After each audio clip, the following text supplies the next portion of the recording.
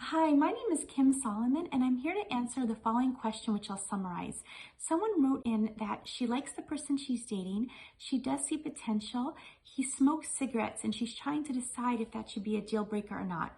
So the first thing I want to say is that you want to ask yourself, practically speaking, how much do you think this will affect your life? So is he a very frequent smoker, or does he maybe only smoke very occasionally? What are his long-term intentions? Is he hoping that to eventually stop? Does he have the desire to quit? Is he planning on smoking only outside, or does he plan on smoking inside the home as well? So these are just some examples of some questions that can help you ascertain how much it's going to impact your life. The second thing is, I like to ask people if they're struggling to decide if something should be a deal breaker or not, is I sometimes ask them, on a scale of 1 through 10, how much does this really bother you? Does it mildly bother you like a 1 or 2? Or is it really, really bother you like a 10? Or is it somewhere in between? Let me give you another example of something that is sometimes a deal breaker for someone and where I've used this scale. Sometimes a person has a pet and they don't want to part with their pet, but they're dating someone who doesn't want to have a pet. They're not a pet person. And the person who doesn't want a pet has to decide if they should continue, knowing that ultimately they're going to need to welcome the pet, or if they should look for somebody who also doesn't want a pet. So sometimes I'll ask them, so how much do you really not want a pet? Like, how much are you not a pet person here? Is it like on the scale, is it like a 1 where like you wouldn't get a pet yourself, but you could ultimately accept and tolerate a pet? Or maybe it's on the other end of that scale where it's a 10 and maybe someone's allergic to certain animals, and so having a pet in their home may cause them to cough a lot or sneeze a lot or have some other physical symptoms that wouldn't be good. So basically, you want to ask yourself, how much does this bother you? Thirdly, what you want to do is you want to try to judge this match holistically and think to yourself, is there enough good here that can kind of overshadow what you don't like? In a relationship, the stronger the core is, the easier it is to withstand certain challenges or bumps.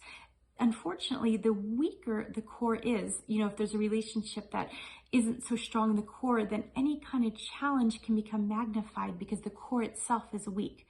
So overall, how good is this relationship? Are there a lot of other good qualities that can make it worthwhile to tolerate what you don't like?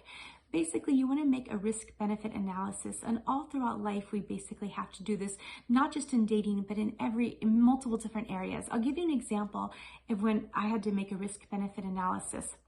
Years ago, my husband and I were looking to buy a home, and I had a whole long wish list of what I wanted in a home.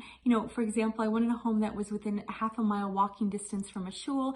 Also a home that didn't have any very busy intersections that had to be crossed to get to shul. And I finally found a home that had nearly everything I wanted. And what's more, besides having everything on paper I wanted, I intuitively felt good about the house. I really liked it. I liked it more than the other houses I had seen. The only thing is, the house had something I didn't like. It had asbestos siding. And I knew that it may be more difficult to sell a home that had asbestos siding, and it might also be harder to do any kind of repair work on the outside of the home if it had asbestos siding. So I had to make a risk-benefit analysis and decide, do I like this house enough that it's worth getting it, despite the fact that it has asbestos siding? And we did get the home, but it might be that if I didn't like the house as much as it did overall, or there were some other things I didn't like about it, or just it didn't have enough positive qualities, and I may have thought that it wasn't worth the asbestos siding. So basically, what you want to think to yourself is, overall, are there enough good qualities that you will make a decision to accept and tolerate this?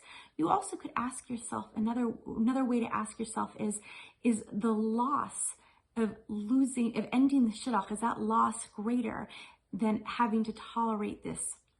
Wishing you much bracha and hatzlacha.